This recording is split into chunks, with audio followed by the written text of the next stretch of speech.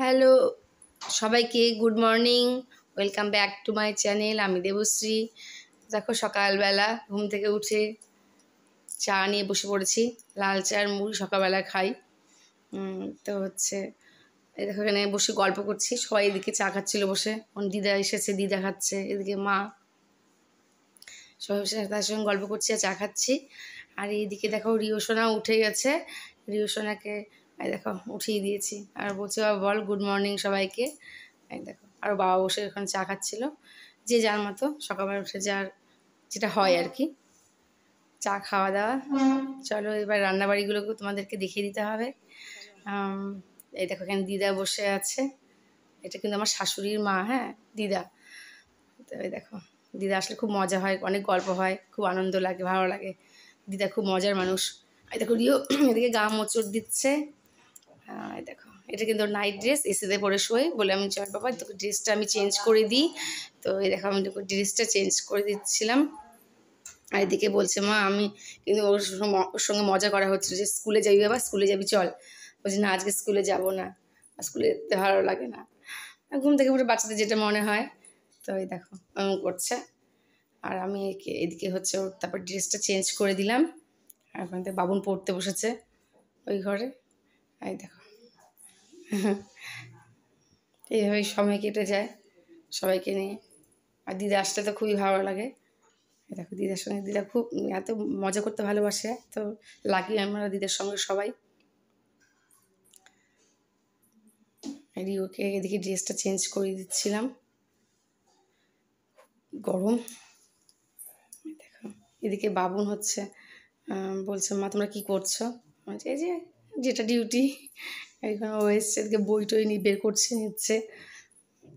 বলছে আমাকে দেখাও একটু, আমি পড়াশোনা করছি। যে হ্যাঁ তো সবাই জানে। এই তো আজকে তোমাদের সঙ্গে একটা রান্না শেয়ার করব। চলো সেই রান্নাটা শেয়ার করছি। দেখো এখানে পাট শাকের ডাল করব। তো কড়াই আমি তার জন্য দিয়ে দিলাম তেল, সর্ষের তেল। এটা আমি শ্বশুরবাড়িতে এসে এই রান্নাটা শিখেছি। তো এটা পাট শাক দিয়ে মসুর ডাল রান্না করা। তো দেখো তোমাদের সঙ্গে শেয়ার করছি, তোমরা রান্নাটা দেখো। দেখো কাঁচা লঙ্কা আর একটু কালো জিরে ফোড়ন দিয়ে দিলাম, দিয়ে একটু পেঁয়াজ কুচি আর রসুন কুচি তেলটার মধ্যে ফোড়ন দিয়ে দিলাম। এবার এটাকে সুন্দর করে লাল লাল করে ভাজতে হবে। দেখো আমি কেমন করে করছি। এই দেখো লাল করে ভাজা হয়ে যাওয়ার পর আমি একটু গরম জল দিয়ে দিলাম এইটার মধ্যে। তো গরম জল দেওয়ার পর মসুর ডাল ধুয়ে রেখেছিলাম আগে থেকে, মসুর ডালটা এই গরম জলের মধ্যে দিয়ে দিলাম। আর দেখো ঢেকে দিয়েছি কড়াইটা, ডালটা এবার সেদ্ধ হতে দিয়েছি। তো কিছুক্ষণ 10-15 মিনিট ডালটা, মসুর ডাল বেশিক্ষণ সেদ্ধ হতে লাগে না। দেখো ডালটা এদিকে অনেকটা সেদ্ধ হয়ে গেছে। এই দেখো তো এর মধ্যে আমি এবার পরিমাণ মতো হলুদ দিয়ে দিলাম। আর লবণও দিয়ে দিয়েছি, হলুদ লবণ সব দিয়ে দেওয়ার পর এই ডালটা আর একটু জল দিয়ে দিয়েছিলাম, আর একটু জল লেগেছিলো। তো তারপর দিয়ে দিলাম এই যে পাট শাকগুলো। তো এখানে পাট শাকগুলো দেওয়ার পর দেখো আমি পাট শাকগুলো দিয়ে দিচ্ছি। তো এটা খেতে খুব টেস্ট হয়, তোমরা এভাবে রান্না করে দেখবে, সত্যি বলছি দারুণ হয়।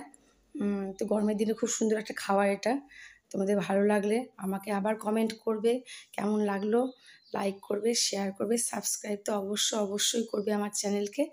তো দেখো এইভাবে পাট শাকের ডাল রান্না করেছি আমি। তো সবাই খেয়ে বলেছিল খুব ভালো হয়েছে। দেখো কেমন দেখতে হয়েছে, ভীষণ থকথকে একটা ভাব। তো দেখো ডাল আমার কমপ্লিট। তো আর একটু ঢেকে দেবো, আর গ্যাসটা একটু সিম করে দেব। পাট শাকটা দেওয়ার পর একটু সেদ্ধ করতে হবে ডালটা। তো দেখো গ্যাসটা আমি একদম কমিয়ে দিলাম। এবার ডালটা সেদ্ধ হয়ে গেছে। এই দেখো পাট শাকটা দেওয়ার পর ডালটা দেখো একদম লতপথে একটু ভাব হয়ে যায় ডালের সঙ্গে। তো খেতে খুব ভালো হয়। তো আমার ডাল কমপ্লিট। এই দেখো আমি বাটিতে ঢেলে নিলাম। গরম গরম ভাত দিয়ে ভাতের সঙ্গে খেতে দারুণ লাগবে। এই দেখো এরকম হয়েছে ডালটা দেখতে, মসুর ডাল দিয়ে পাট শাক। তোমরা রান্না করে দেখবে আর আমাকে জানাবে কেমন লেগেছে খেতে। তো দেখো কি সুন্দর হয়েছে। টাটা, আমার চ্যানেলকে অবশ্যই সাবস্ক্রাইব করে দিও।